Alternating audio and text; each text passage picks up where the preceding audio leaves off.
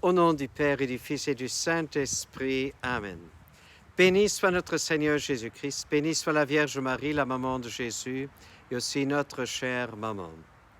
Le Seigneur vit que la méchanceté de l'homme était grande sur la terre et que toutes les pensées de son cœur se portaient uniquement vers le mal à longueur de journée.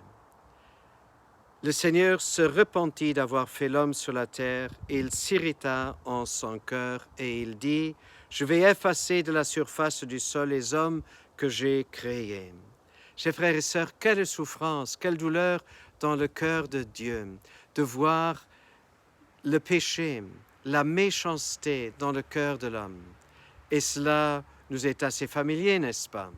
Nous voyons et nous nous rendons compte aussi de la méchanceté dans nos propres cœurs, même si nous ne l'activons peut-être pas avec nos mains, mais dans nos pensées, nos sentiments, nos émotions, nous découvrons de temps en temps de la méchanceté.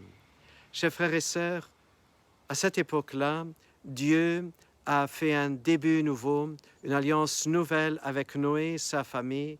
Il en a sauvé seulement quelques-uns.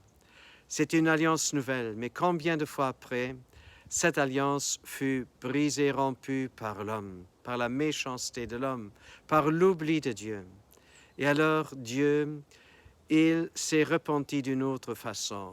Il n'a pas dit « je vais exterminer cette génération », mais je vais descendre moi-même sur terre. Je vais descendre moi-même dans cette méchanceté pour porter sur moi toute cette méchanceté et pour sauver l'homme, pour le délivrer de tout. Et nous voyons comment Jésus descend dans le Jourdain déjà pour annoncer « je vais descendre comme dans cette mer de péché et de méchanceté », mais il est monté aussi sur la croix et il est mort.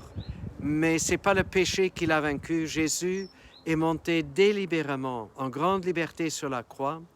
Il a dit, oui, je veux le faire. C'est par amour et pas par obligation qu'il a pris sur lui tous les péchés, qu'il est devenu l'agneau de Dieu qui enlève le péché du monde.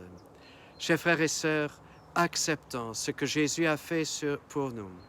Et je me rappelle de cette parole de Saint Paul, apôtre, dans la lettre aux Romains, où il dit « Là où le péché était grand, l'amour, la miséricorde de Dieu a abondé. » Et cette autre parole de Saint Pierre qui a dit ceci « Jetez tous vos soucis sur lui, car il prend soin de vous. » Chers frères et sœurs, prenons toutes ces grâces et faisons ce que nous disent les apôtres. Ne nous laissons pas décourager, ni de nos propres faiblesses et de nos propres méchancetés, mais jetons-les sur Jésus, l'agneau de Dieu, qui à lui seul peut nous aider et nous délivrer. Au nom du Père et du Fils et du Saint-Esprit. À nous tous, une bonne et une sainte journée.